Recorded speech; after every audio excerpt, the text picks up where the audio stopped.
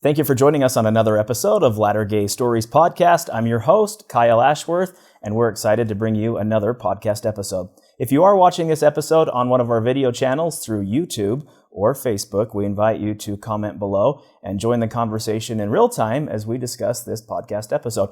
And if you're catching it on one of our audio versions through Stitcher, Google Play, Apple, or one of our other players, we invite you to subscribe to this channel, comment below as well, and also share this episode with those who you think might benefit from it. The Latter-Gay Stories podcast is your opportunity to better understand the intersection of sexuality and reality where it meets at LGBTQ Avenue and LDS Street. We're excited to bring you another episode today. We're often asked how best can we help the Latter-Gay Stories podcast to expand our reach, and one of the simplest and easiest ways is by clicking the share button or even simply just giving us a like wherever you find this podcast episode. It gives us the ability to organically and naturally share the podcast through social media with those people who are interested in seeing what you like and subscribe to and share and comment on. So feel free to leave a comment, share this episode, and we'd love to see your comments as you interact if you are on one of our video or audio platforms. Another way to help the podcast is by sharing a financial donation. The Latter-Gay Stories podcast is as good as the people that help us to move it forward. And if you want to help us financially, there are two simple and easy ways to donate. First, by visiting the Latter-Gay Stories podcast website at lattergaystories.org and clicking on the donate link. Or if you're Venmo friendly, you can simply send us a Venmo donation at Latter-Gay Stories. The financial assistance and donations that we receive through the podcast help us with travel, production, and all of the aspects that we take into consideration when creating and pushing the podcast forward. It helps us to bring you more episodes just like this to help people continue sharing their Latter-Gay stories. Today's episode is pretty exciting. It's one that it's a topic that we don't feature often on the Latter-Gay Stories podcast, and maybe we should, and it's that of a married gay couple. So we're going to discuss life stories between the husbands, the venture in and out through and down the middle of the church, what it's like to come from mixed orientation marriages where kids were involved, as life unfolded as closeted men who then eventually move forward closer to authenticity and honesty. So I want to welcome to the podcast Rob Schopke and David Staker. Thanks.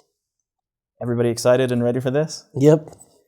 Now we traveled all the way up to Idaho country in the heart of Boise, or in the heart of Idaho. I guess we kind of are. Yeah.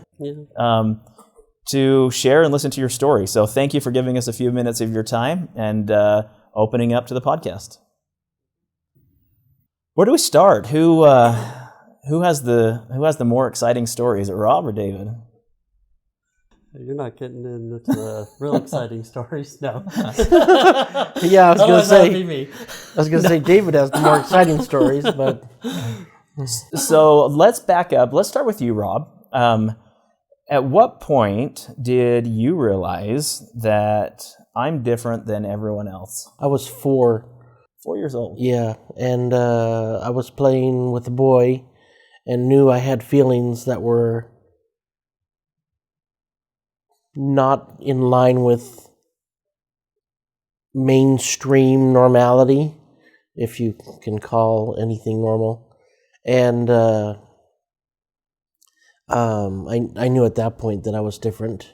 I didn't have the understanding of sexuality at the age of 4, but I knew at that point that I was different. And growing up, I always looked back at that experience that I had and knew that I knew back then. David? Who knows? I mean, even when I was a kid and at age 8, 9, doing some experimenting, we still didn't even think of us as that way. But I would say definitely come 12 to 14 was much more there. But I always felt bi because I was still attracted to women. as well as men. And yeah, just from there, it just stayed that way for pretty much, and now I would say more just gay than bi. It's often said, and we see this a lot in Mormonism, but also in religious communities, and also people who aren't fully aware of this topic, that there's no way you can understand or identify as gay as just a kid. That's just something way beyond. What is your advice or your response to that? As it relates to The reality of your situation. yeah, I mean, I didn't grow up LDS. In fact, growing up, there was no religion in the house, and even still, I knew I was gay, and I was very fearful of it. I knew I was gay, probably could identify with the term gay when I was about 10. And it was because there was so much scare with the AIDS epidemic that was going on at the time. I grew up in the 70s. And In San Francisco. In San Francisco, yeah. That's the heart of it. Yeah.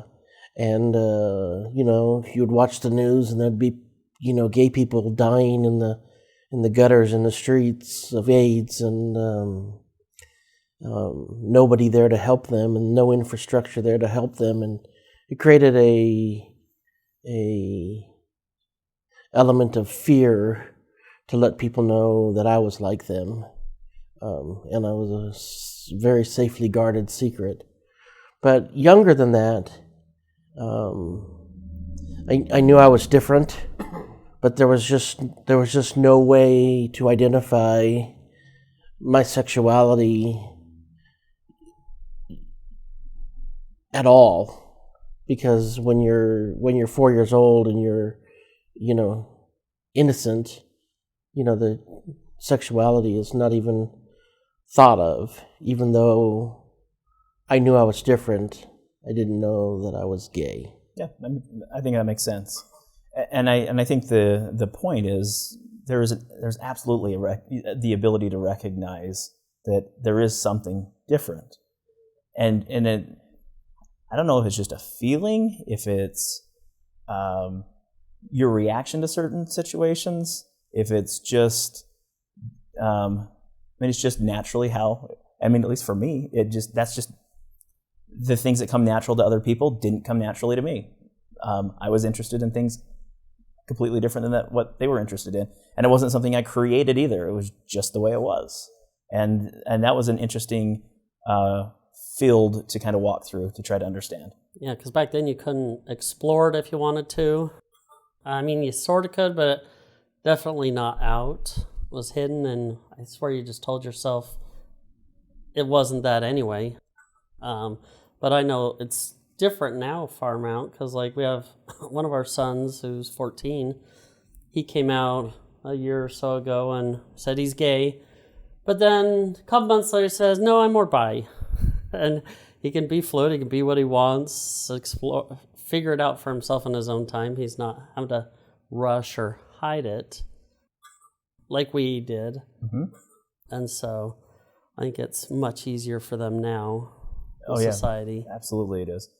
Let's talk about growing up. So Rob, you are not a member of the church. You're a convert. Mm-hmm. At what age did you join the church? I was 20. So you're 20 years old. David, you grew up in the church. Pretty Mormon family. Extremely Mormon family. Sundays, you didn't do these things, you didn't do that. Luckily, we did watch sport. We did watch TV, and we played sports in the backyard. But in your church clothes. No. Well, my mom, she wouldn't go a Sunday without always having her dress or a skirt on, and she'd be in it all day long. We could change She out. still is. But no, I grew up, it was definitely a very, very more strict Mormon family, but I wasn't the closest. I feel I'm actually closer now in a way than I was then, because I wasn't ever close to the church. But even though I attended it, for me it was social. Mm-hmm. I didn't want to go on a mission. I was bribed to, and I'm grateful I did. And where did you serve? In Argentina. Argentina. So, yep, loved my mission, but it wasn't something I planned to do. When my parents found out, they said, let's go for a drive, and bribed me to do it, and I was grateful that they did because it was a great experience, and what I got from it, I would have never came close to it if I wouldn't have. Mm-hmm. What was mission life like being closeted? Because I'm guessing you didn't come out prior to your mission. Nope. For me, it wasn't too difficult due to circumstances and being in a foreign country. I wasn't ever attracted to people my age. I've always been attracted to older people. So even when I was a teenager, I still thought guys in their 30s or 40s, what were attractive. And you didn't have to worry about that on your mission. And so for me, the mission was easy. But that's where it started to become really difficult, to where that was the first point in my life I really started to become religious and had more of those feelings, to where it started to affect my life, to where halfway on my mission, I had my first bout with depression, where every day it was hard to get out of bed and to go do the work. The only thing that really made it possible was just that I loved the people down there. Mm-hmm. But otherwise it was extremely difficult. And literally halfway through my mission, one day I just said, I can't do this anymore. Told my mission companion, we need to go talk to the mission president. And then that was the first time really actually saying it, especially out loud, was to my mission president at the time. So you came out to your mission president on your mission? Yep, that was the first. I was fully ready when I left that day to come home and pack my stuff and to head home and face all the fear. In a way, I kind of wish it would have happened, because my life would have been a lot easier, but I wouldn't have all that I have, so I'm grateful it didn't. Mm-hmm. But I was at that point where I had to do it, because otherwise something was going to break, and it was going to be me. Tell me what your mission president's reaction to that whole revelation was. Well, it really surprised me. He was one that had just came on, because I actually had 2 mission presidents, so he wasn't there long, only a couple months. Nothing like breaking in a mission president. Yeah, broke him in. But he just asked me about stuff that I had done prior to my mission. Granted, since I was younger, it was a lot lighter stuff for the most part. But nowadays, it would easily keep someone from ever going on a mission. But he just said, since it's been so long now, that to just continue what I'm doing, that he saw this thing. He encouraged me to read more, pray more, like I was. But as soon as I did come out to him, all that depression, anxiety, the stress I was dealing with went away. Even though I don't feel like I wasn't changed, but at least holding that secret or whatever just was such a relief for me that I just felt so much better.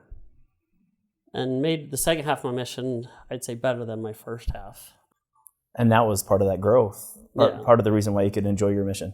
Yep, just to be honest and to live who I was, even though I wasn't living who I was. Did you feel like your mission president treated you differently because of what you told him? Did you feel anything different change with your relationship? With him, in all honesty, no. I mean, not like we saw him much, because we were so far out that we rarely saw our mission president, but I don't think anything ever changed. Still today, even though he knows I'm married to a guy, still treats me, I believe, the same as all the others when he wishes me happy birthday on Facebook and other stuff. And I still don't see any change with it. That's great. We just recently had a coming out story post on the Latter Gay Stories website on the blog, and it was a missionary who just came out to his mission president as well. He closeted, knew he was gay, and kind of went through that whole breaking point as well. Essentially decided he was going to pack up and move home, go back home off of his mission. But they ended up teaching a gay guy, another man who was gay, openly gay, and kind of mitigating or navigating that field to try to figure out how to best help him. And he came across the Latter Gay Stories website through searching the Mormon and Gay website on what the church offers, and then hit a couple podcast episodes, was kind of moved by those podcast episodes that he listened to, and then went and told his mission president. Similar situation now. He doesn't want to go home. His mission president was super excited about the authenticity and honesty part of that. But more importantly, his mission president had some empathy. His brother was gay, and his mission president gets it and was able to show him a new level of unconditional love that the missionary didn't think he could find. And he thought for sure once he came out that his mission president would pack him up and send him home. And the reality is some people are starting to understand it. And they're in leadership positions, which is a hallelujah. So Rob, your situation, what was it like teenage years growing up? So you're closeted as well. You haven't come out. But you know there's something going on. And as naturally as you're progressing as well through puberty, all kinds of things are now happening. What was life like? Friendships? What was life like for you? Growing up, it was a rather dark time. I had depression really bad, and would kind of sit in isolation. Through junior high and high school, I really understood that I was gay, and I really isolated myself, so much so that I really did not have friends. I had a couple friends. I formed a friendship with a young man named Tony. I'm still friends with him today. And that friendship, though, could only progress so far because I was too concerned with being found out to be, authentic to myself. And so I isolated myself. And then in about my senior year of high school, I formed another friendship with a young man named Paul. And Paul and I had computers in common, and we would go out to a cafe and talk. And aside from that, though, I was very isolated growing up. I thought growing up it was a dirty, terrible secret, and I lived with it until I was 36 or 37. Can't exactly remember. It's probably 37. You're a late bloomer. Yeah. And at 37, I had a discussion with my bishop, and I actually told him that I felt like I was 100 years old. I felt like I was 100 years old because I had lived with so much depression and so much darkness in my life and so much suffering in my life that I told him I was ready to die. I wasn't suicidal by any means, but I told him that if Heavenly Father took me up tonight, I'd be ready. And yeah. You were exhausted. I was exhausted, yeah. Literally exhausted. And I actually came out to my best friend Heath, and it was like a 1,000-pound elephant was lifted off my back, and I was free. I would have trouble with depression, and I would call him and say, "Hey, can we go for a drive?" And we go for a drive, and we talk, and then I'd drop him back off at his house, and I'd go home, and I'd feel a little better. Well, that night, I actually called him up and said, "Hey, can we go for a drive?" And we were driving, and then we were driving, and then we were driving, and he's like, "Are you going to talk?" And I was like, "Well, I have something to tell you, but I don't know how you're going to take it." And then I told him that I was gay, and his response was laughter. He thought it was hilarious. And I laughed, and he laughed, and we had a good laugh about it. And Then he wanted me to go back to his house and tell his wife that I was gay, and I told her, and we laughed about it some more, and it was a good time. It wasn't that they were laughing at me. I think they were laughing at, I don't know what they were laughing at. The awkwardness of the situation, maybe. But they're still good allies. Heath actually married David and I. They're still good allies of ours. That's and I want to jump down this path, but before we get there, I want, maybe this is a good time to get to the point where you both start dating women. You're closeted. I mean, you've come out to your mission president. You've come out to a bishop. At what point do you start telling yourselves, or what drove you then to consider a mixed orientation marriage? And then, so we'll go through each of your stories, probably David first. At what point did you say, I think I'm going to try marry John for a try? And did she know about your sexuality? Well, for me, it was like my high school girlfriend, towards the end of my high school, we ended up breaking up because she didn't want me to go on a mission. She got mad when I was going to go on a mission. But then when I came back, she started writing me before I got back. And then we actually got engaged just literally a month after I got back from my mission. And you weren't at BYU. I had just started going to Rick's College. But what made it difficult and interesting is I had a hard time, Grant, for me. Normally, intimacy was difficult, but especially with women, it was very difficult. And she had difficult times because of her childhood. She had, I don't fully know exactly what happened, but she had struggles. So I felt like even holding her hand bothered her. So usually I just would barely put my hand on her leg. So intimacy was really hard. And I still, even though we were together for so long, we never kissed. And so that was one thing that was weird. And I told her one day, I said, I don't feel like we're progressing enough physically that I want to put off our wedding. We were supposed to get married in December, and this was October. And she said, now or never. And I said, well, then it's got to be never. And so that was my first almost attempt. It's funny because some of my cousin that lived with us, he would joke. He's like, what I want to know is on your honeymoon, who's going to start it? Because everybody knew how we were. But then I had more relationships where there was more intimacy. I was getting more comfortable with it. With my ex-wife, it was very easy. I was very attracted to her. But I wanted to live that straight life. I wanted the norm.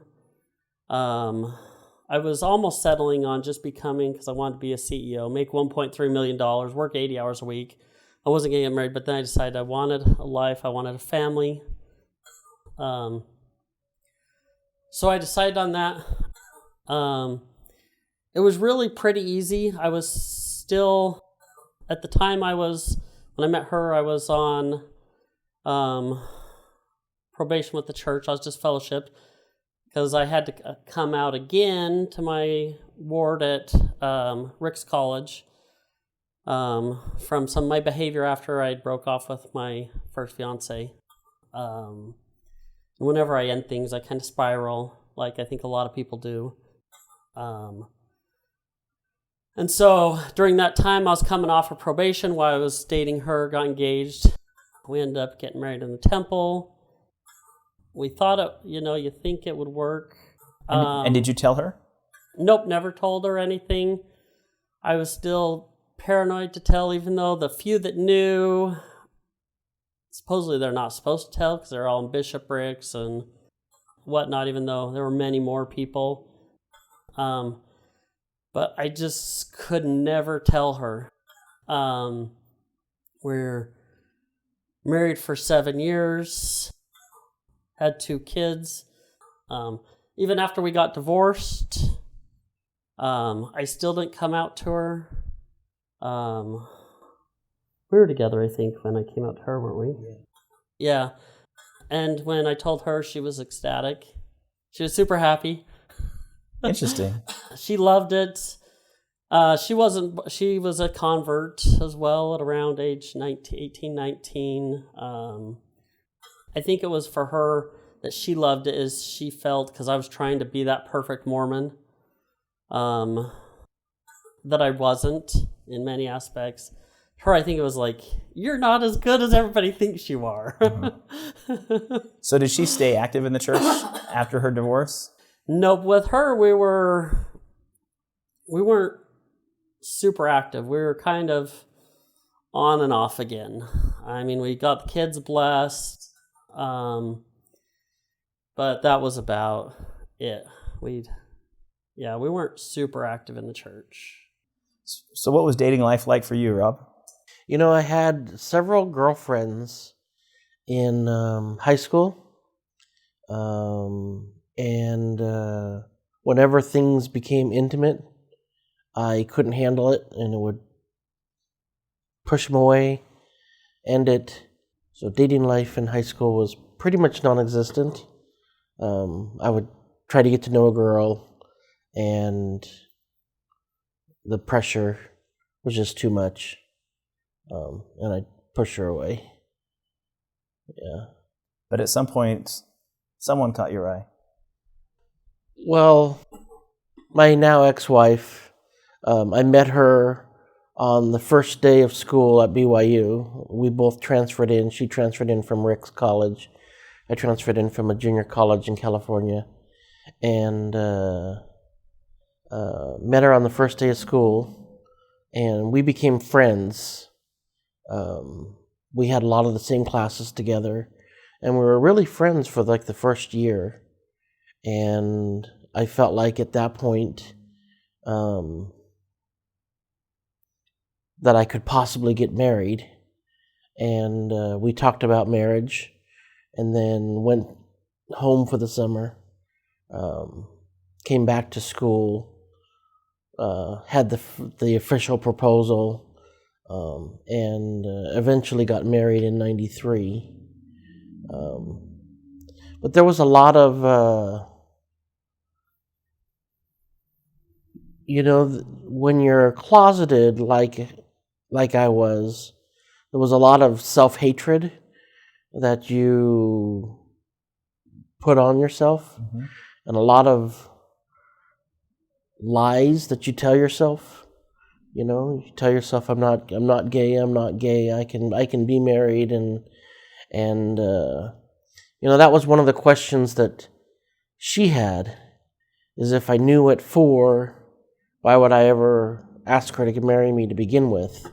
Because she had in her mind that we would be eternally married, and we were married in the temple, and the whole... She wasn't getting what she bargained for. No, she wasn't. She felt like robbed, jilted, and I can understand that. And I've tried explaining to her all of the convoluted lies that you tell yourself to convince yourself that you're normal like the rest of the world. And it led to getting married and having 3 children, being married for 20 years. And there was a day when, shortly after I told my friend, Heath, that I was gay, that she came to my office and sat down next to me and knew something was wrong. And I told her that I was gay, and I'm sure that was a shock to her. Yeah, what was her reaction? Her reaction at first was to determine if there was infidelity, and that she wanted to work out the marriage. So how long did you two stew in that pot of uncertainty? I told her probably in 2007, and the marriage lasted probably another 3 years beyond that. So the interesting part about, I think, your experience, David, is that you didn't divorce because of your sexuality, at least not on the surface. The surface discussion had nothing to do with sexuality. Nope, I would have actually remained in that marriage forever. For me, I'm not one that does well alone. If I'm by myself, I'll spiral and I just don't do well. So even though we weren't the best, we fought a lot. We were both unfaithful. We'd have our times where we'd get along. But yeah, we're just staying kind of in a miserable relationship. You were roommates who hated each other, who got frustrated because the dishes went down. Half the time and liked each other half the time. Yeah, I get it. I went to college. I understand that. And so, no, if it wasn't for that push, and I mean, I'm grateful that she had the courage to end it because I didn't have the courage to end it. I didn't have the strength or any of that.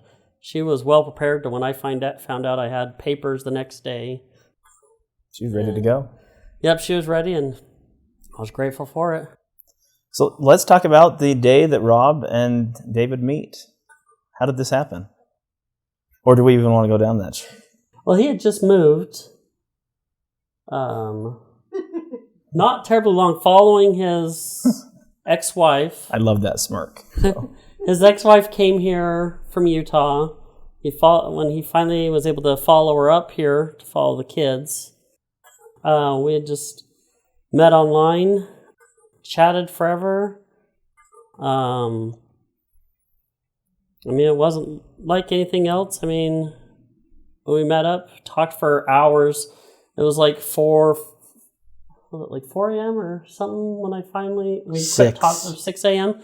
I'm like, man, I need to go to work. And we had just talked. I mean, it was crazy. I don't know if I've ever just talked to someone like that. And so, yeah, it was just crazy. Most conversations are never close to anything like that, to find someone so in common with. And then ended up calling next day, or I don't know if it was the next day or something. We ended up doing like lunch. I guess it was only a couple hours later. Yeah. Ended up doing lunch and spending the rest of the afternoon and into the evening together. And so it's just one of those weekends where I didn't have my kids, because at the time I had my kids about 80% of the time. So the couple days I didn't have my kids, I try to find a social life. Otherwise, I'd be at work 24/7. And so it's just so nice. Find someone and have so much in common, because any guys I tried dated before, just never, it was hard. Even, I mean, like he knows, the one before him, I loved him, but I could never get close. My mom started asking questions, and it was like, okay, time to end it. Too many questions, don't want anybody finding out. Again, back to that closet again. Yeah, and it's unforgiving. And ruining more people's lives, I mean, it wasn't easy for him, and it's unfair, I think, that we should have to do that. But it was finally nice to not. And I figured with him also, because he had kids, this could be a safe relationship. Although I told him, I'm never getting married, I'm never coming out of the closet, don't out me. I'm gay, my boyfriend's not. Is that the shirt that you wore? Well, and I was even terrible to him for the first while, because I had a best friend that was a girl. We were very close. We called ourselves snuggle buddies. We were both divorced. I didn't think she was really looking for anything. I wasn't, so a lot of times we'd watch movies, just snuggle on the couch, just for that physical contact that you miss after you have it for so long. That's right. And then it was hard for him, because then when he started coming around, he'd be on the couch over there like where you're at, watching the movie, and we'd be over here snuggling, watching the movie, and he has to watch this. And I was terrible to him at first for a while, until I came out to her. She was the second person I came out to when I started fully coming out. And she was not happy. They had a cat fight. They don't like each other. You lost your snuggle buddy, or she lost hers. Well, she tried. She made an attempt to, one last Hail Mary attempt to snag David, and I was telling David, you can see what she's doing. It's evident, and no, she's not. And then, I don't know what it was, a while later you asked her. She admitted to it, but yeah. She admitted to it, but... Emotionally and personally, how did that relationship feel? Your relationship as you were beginning that relationship in relation to your mixed orientation marriages? Is there anything different, anything notable that was different? Well, when I was married, I had a lot of fear that I would never meet somebody who actually completed me as a person. Speaking mainly of a man that I could be completely open with on a sexual level, as well as a physical and emotional level, And so when I had a boyfriend. I wouldn't really. We never had the talk that we were boyfriends, but it was somebody that I was in a relationship with. But there was never that closeness and intimacy with him. When I met David and started dating David, it was like.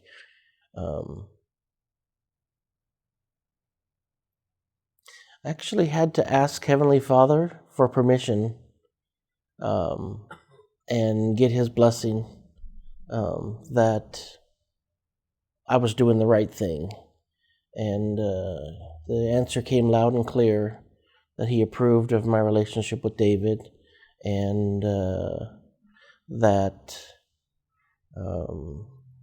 feeling of being able to have somebody that made you feel whole, that you could spend the rest of your life with and share your life with them on a much more intimate level than I could ever than I could ever experience with my ex-wife. So it was a lot different. Yeah, for me there was really no difference besides the fact I didn't have to hide a part of me. I think that was the only difference, is I didn't have to hide or worry or anything. I know my ex-wife, if I wanted, she probably would have tried drinking, but I never wanted to do anything to lose any bit of my faculties because I didn't want to admit to anything. So I had to be guarded, but otherwise it was fairly similar to me. And that's why back then I used to consider myself more bi. Now I just say that because I'd never marry a woman again, but I don't plan on ever getting divorced again either, so... So you've graduated. You're a full gay. Yep, finally made it there. He's like, when are you going to quit calling yourself bi? We're married.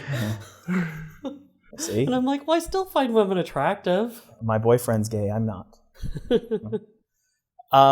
You had to come out to your kids. How did that go? I was outed. Well, yeah, you were outed. I didn't come out to my kids. My ex-wife sat my kids down, and the day she was leaving me to move to Idaho from Utah, she sat him down and told him that the reason why she was leaving him was because I was gay. And that's how they found out. Granted, the youngest was clueless to anything. Yeah, he was too young. He was really young. He was probably, 2? Yeah. 2, because when we got together, he was 3. And how old were your older two? That was about 2010. About 9 years ago, so the oldest would have been about 13 and then 11. We were married for quite a while after I told her that I was gay. Now that I'm thinking about it, because I think we got divorced in July of 2013. 12. 2012? We were together for about a year. 2012, yeah. So right around 19, 20 years. 19, almost 20 years, yeah. Yeah, because we were together for about a year, almost a year before he got divorced, but she knew about us during that whole divorce process. Yeah. And how did your kids take it, David? Well, we hid it from my kids for several years.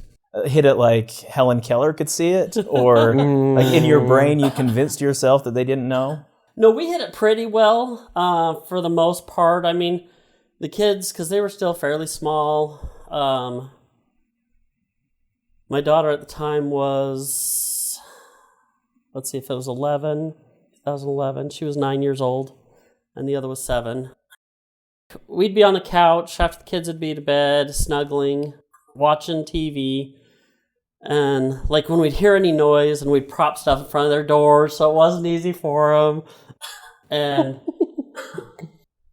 my daughter swears, she's like, were you guys doing something, or were you guys hugging, or this or that? Or I'm like, no, I don't know what you were seeing. You're probably still half asleep. You saw Mama kissing Santa Claus, and I'm telling Dad. Or, because, I mean, he was sleeping over. On the couch. Well, you start in the bedroom, but then, okay, you got to go on the couch now, because if the kids wake up, and they would wake up in the middle of the night, they need to come find just me in the bed. And so it was interesting. So after a couple years, came out to the kids, and my daughter's like, I knew it, you guys were doing stuff on the couch. and then my son's like, oh, okay, and then took off to go play outside. He's like, can I go play outside? I'm like, sure. It was like, yeah, no big deal, whatever. So it went over well. Yeah, it was really easy. They had no problems. They were living with me pretty much the entire time. I was really the main one in their lives, and so they didn't have much of a There was choice. a time period where they struggled. Every one of our kids struggled As they got with older. it. Yeah. Like my oldest. I'm not so sure about where that. she struggles is just like, oh, I don't have, because when I was just me, I'd give them 100% of my time, do everything with them, and now they have to share me with someone. Mm-hmm. It's natural in any relationship. To me, it's like any second marriage relationships where 2 sets of kids are involved as well. It's just like any hetero second marriage where they both have kids. They have the struggles with the other parent, where they feel like they're losing a parent a little bit, not getting all the attention, and then the struggles in kids with the other kids. Mm-hmm. I think it was just, to me, all of their struggles have been, from what I see, normal second marriage kid struggles. I don't know if he sees it fully that way, but that's how I've always seen it. So you come out to your wives, you come out to your kids.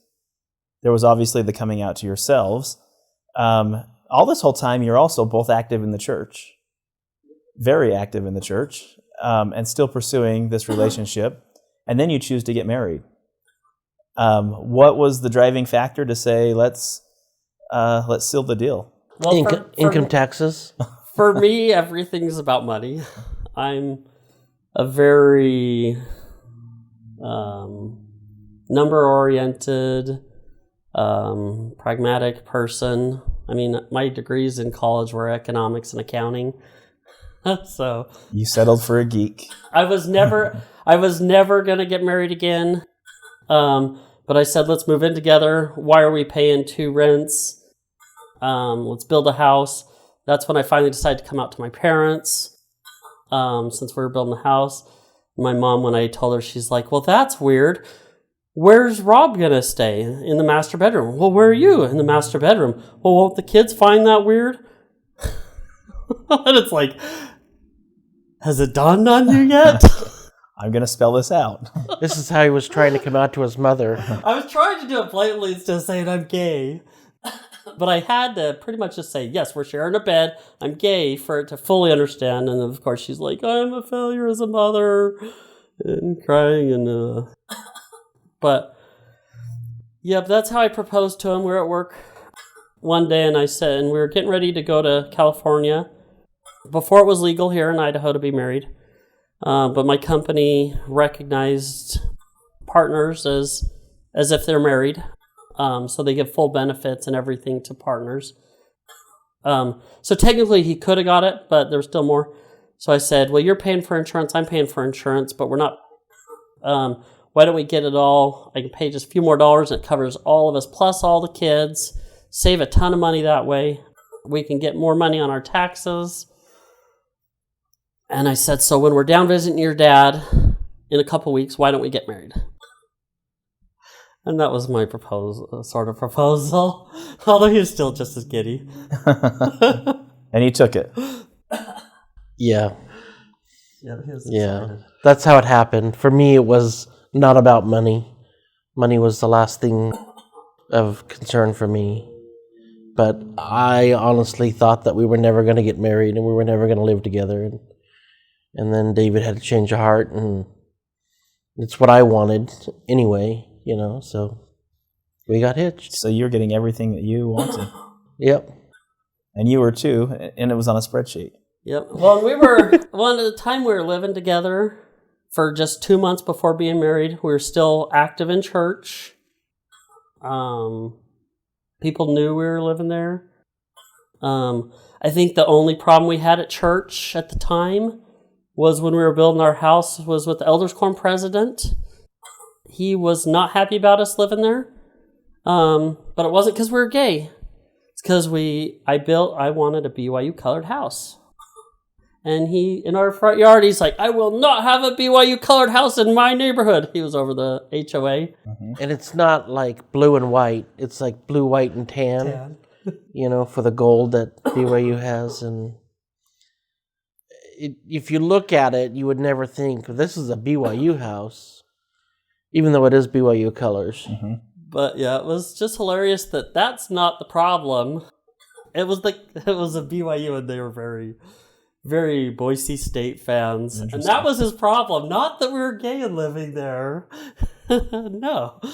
What is your advice to someone listening to this podcast who is in a mixed orientation marriage, contemplating whether or not they are doing the right thing? Now, you both talked about marriages that were you felt were either inauthentic, not fully honest, or not getting what was bargained for. What is your advice to someone listening to this podcast who are in the same shoes that you're in?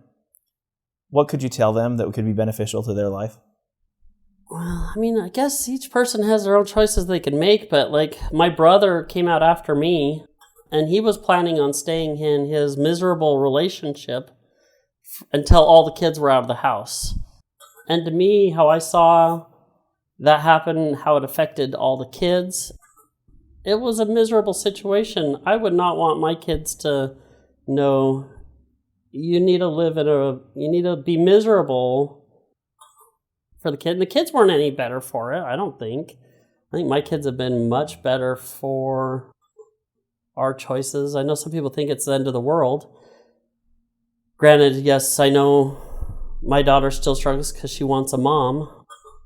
But that's just something I think that's more unique to our case, because that's not at all a problem with his, because their mom's very involved in their kids' life.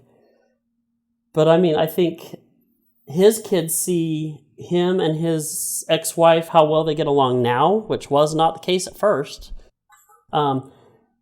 And we all get along well. We do birthday parties together. Some holidays we all do together. But I think it's much healthier for the kids than to see them fighting, being in a miserable relationship. Kids maybe thinking they're the cause of the problems, or That's a great point. This, that. And I think it takes away from a lot of it. I think if you're truly maybe bi to where you can be happy and you can still have a physical relationship, otherwise I don't see the point of staying together. Yeah, and I get the sense that you experienced that in your relationship. Like you said, if the other factors were different, you likely would have remained in that marriage forever. Because mine, even though I never came out to her, for a couple years, we lived just like a lot of them almost did, where we weren't happy. We were both somewhat had our own relationships going on outside of the marriage. Yeah, which that adds a completely different element to this whole topic as well. Yeah, we were just hiding it all. Otherwise it was somewhat the same, but there's so much life beyond it, and to create your own, I don't know. Your extracurricular activities within your marriage were guys or women? No, only guys. Yeah. And it was limited. I was always very careful. And that while I had all that.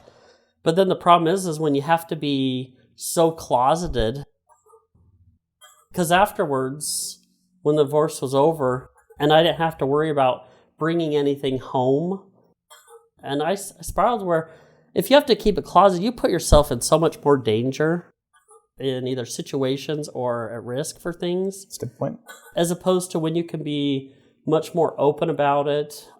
It's just I think that you're far safer in all aspects. Yeah, and I've been doing this long enough to kind of put together my own hypothesis on topics related to this. And there's something that I like to call the fire extinguisher philosophy or principle, where often men in our situation who were in mixed orientation marriages have certain vices or avenues they can travel down to extinguish the flame, that fire that's raging inside, whether it is a side hustle, porn, whatever that extinguisher could be. Extinguish the flames, and then you were good for 2 or 3 weeks or something until the fire was raging again, and then you just tamped it back down, and then off you went. And it seems like a lot of people in mixed orientation marriages have found coping mechanisms, and those last for a certain period of time, but often not forever. They become experts at extinguishing the flames to a point, but often they come back stronger and more resilient than they were before. Yeah, I think especially if you put it to where it's more taboo or forbidden. I mean, in all honesty, I know they say all the problems with pornography and all that, but like if you go to other countries where like nudity isn't a problem, or Africa, where it's just normal. I mean, when I was in Argentina, you'd see things all the time just because people would go and urinate on the sidewalk or wherever, or you'd see kids running around naked. They didn't have the same aspect, but to me, when it's so forbidden, you're changing the way we view it, and instead of being a natural thing, it's becoming unnatural to where then you crave it, and to me, have an unhealthy relationship with it. Yeah, that's a great point. Yeah, when you're experiencing the fire extinguisher, you're oftentimes looking for something anonymous, and you're jumping from partner to partner to partner to partner. And, if you can be, authentic with yourself, come out of the closet, deal with your skeletons that were in the closet, and be out in the world as a gay person, you can form a lasting relationship with somebody and not put yourself at that risk of, jumping in bed with various people and potentially putting yourself at risk for some terrible illnesses like HIV or AIDS, Or any compromising situation. Yeah. Yeah. So, just as we kind of wrap up this last part of the podcast, you get married. You're still active in the church. Now you're a married couple in Idaho, still conservative Mormon communities. At what point does that change for you? I know the church preaches this idea that everything on this side of the aisle is evil, that you experience the loss of happiness, the loss of spiritual experiences, that all of the calamities of the ancient scriptures will befall you when you deviate off the path. How much of that is true?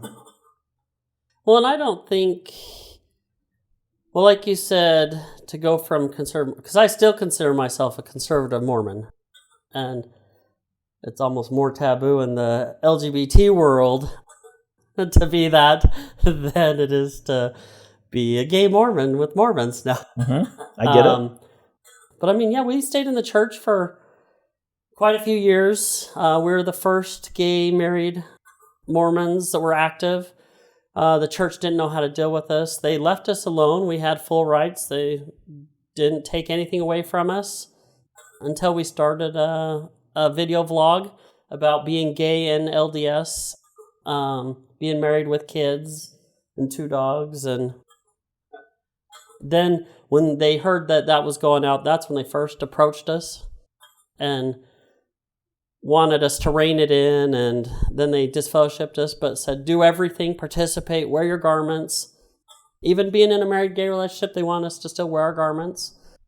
So it was quite fascinating. We went for a while. Lots of stake presence with people. They came and were trying to educate our ward first, and then they were going to start branching it out to other wards, where we would have discussions about gays in the church.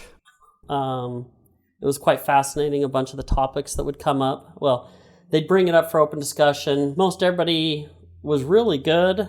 Everybody had someone close to them that was dealing with it. There were a few, like one old guy, he said, it's all our fault. We let our kids tell guys no, and they became gay because of it. And it's like, are you kidding me? Oh, that was a prevalent message in the late 60s, early 70s in the church. Yeah, I became gay because I was told no by a girl. Spencer Kimball was very keen on that. You proselytize it, you talk about it, and it will become.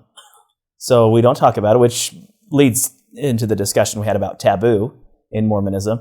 And in not just this topic, anything sexual is taboo in Mormonism. So don't talk about it so you won't become. But we had some good emotional discussions. I remember one in the chapel. My parents were actually there for that Sunday. And he stood up, talked about it, and was saying, you know, what you're doing isn't just it's gonna affect teenagers. He's like, well, there was a lot of discussion going on about that was not exactly friendly to the LGBT community, and I stood up and I voiced my opinion that, you know, you could have a son or daughter sitting right next to you, listening to you say that, and it could lead them to suicide. You know, I mean, it could lead them to a lot of, you know, terrible things. Our bishop now has a son who has come out and, or was outed. yeah, he was kind of outed. He was kind of outed. And our bishop now is very understanding because he knows he now knows what his son went through and what his son heard and what his son, you know, and this is from what the bishop has told us.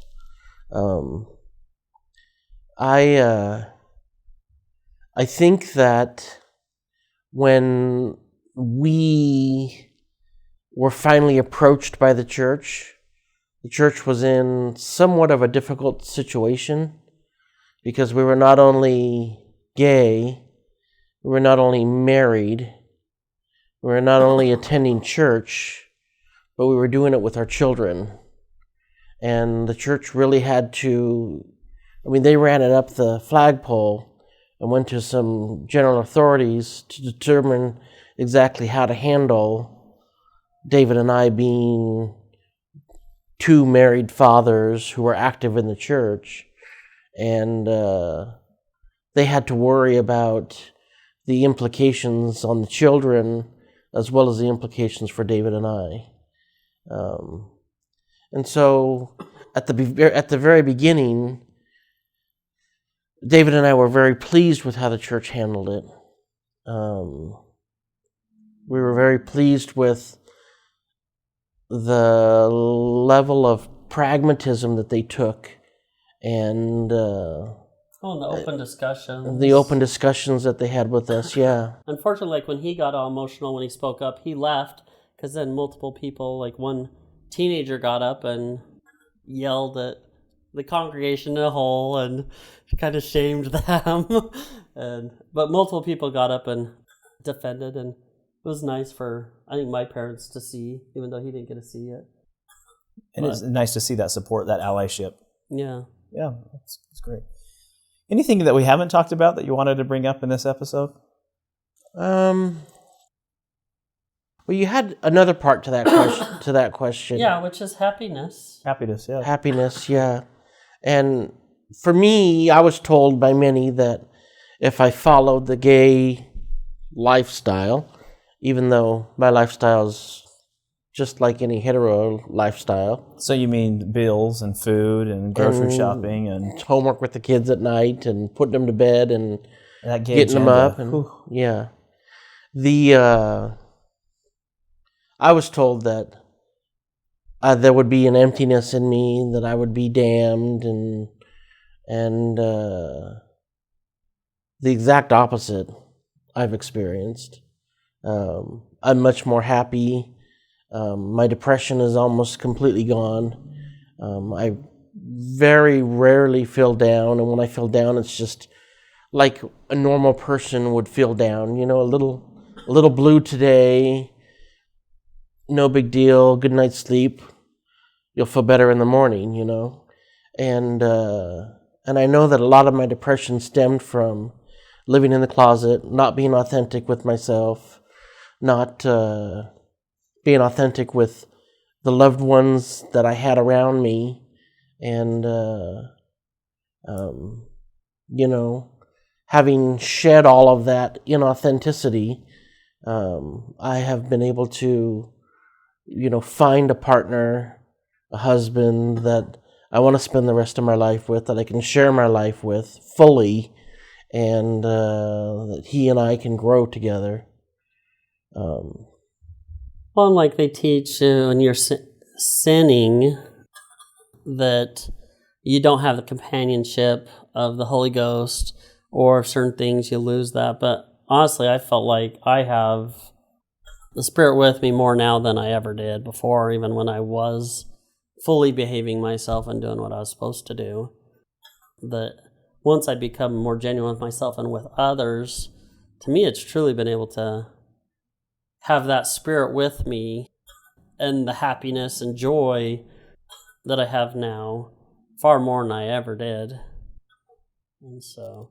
And things for us took a turn, November 2015. It was tough being branded by the church as a apostate, an enemy to God. It was tough for the children because they immediately, it was as if the whole tone of going to church and the way the children were treated took a turn for the worst. Our children told us that they didn't want to go to church anymore. And we decided to take a step back. Yeah, not one of our kids, only our youngest is active, and when he's with us, he doesn't want to go to church. We'll still offer to take him.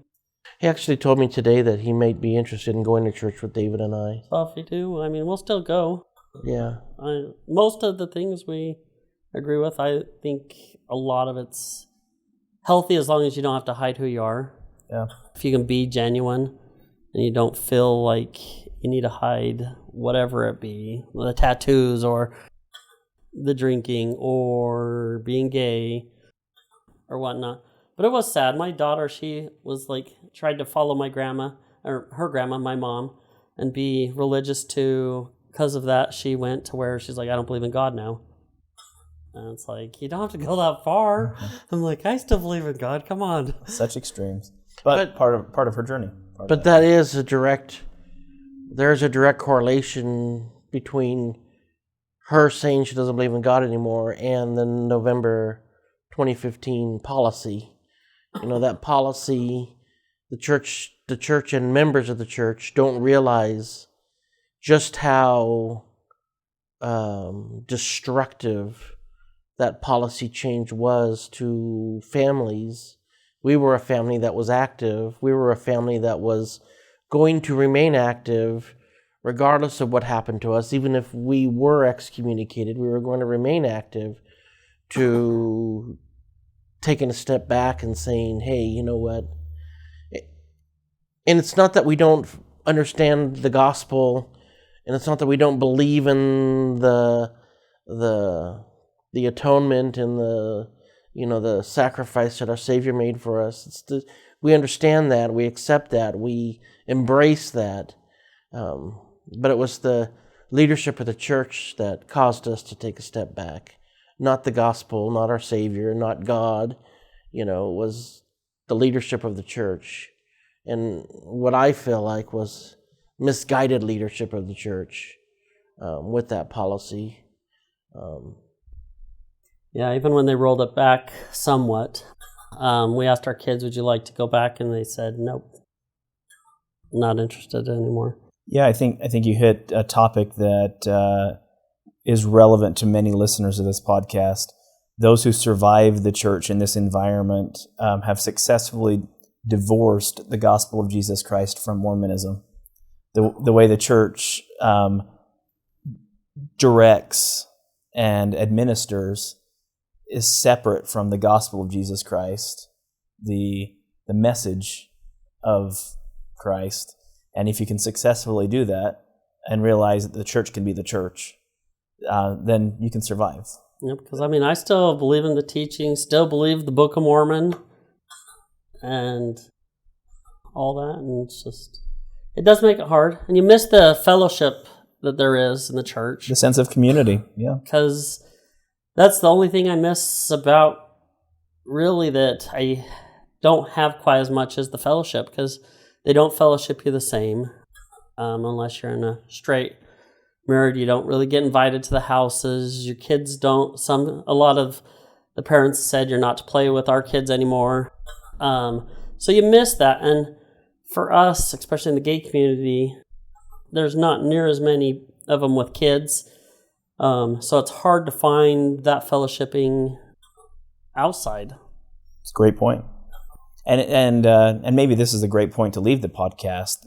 Those who are listening to this podcast wondering how to be better allies, how to build bigger and stronger bridges between the LDS and LGBT community, it's in fixing those problems, allowing children to play with the children of gay couples, be welcoming to this topic, regardless of whether, and you brought it up, tattoos or whatever taboo issue might take place, just accept people for who and what they are and bring them into the fold.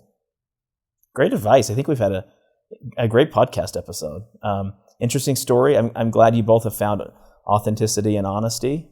I think it's important for listeners to hear that and understand that this side of the aisle isn't the boogeyman that some in the church have created it to be. That there is something to be said about being true to yourself and living by your, I'll use the church's words, divine design. There's everything to be said about living true to yourself. Yep, and heck, if my mom can change, other people can change. That's a good point, too. Now, that's 2 separate beds in your master bedroom? Is that how it's going to work? Yes, because you're still living you'll live in the master bedroom closet because you still won't come out. And then no, we thought Rob gets the rest of the room. Just a quick thing. We thought that was the greatest thing. We were not permitted to stay at my parents' because the church said you don't want to feel like you support it.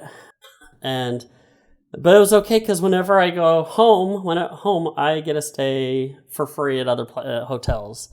So it was super easy, and we're comfortable anyway, spread out.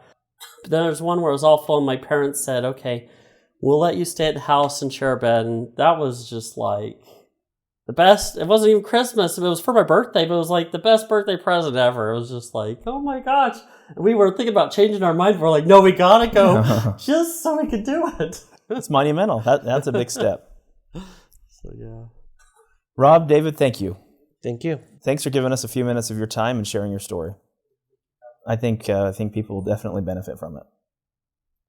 The Latter-day Stories podcast is your opportunity to better understand the intersection of sexuality and reality, especially where it meets at LDS Street and LGBTQ Avenue.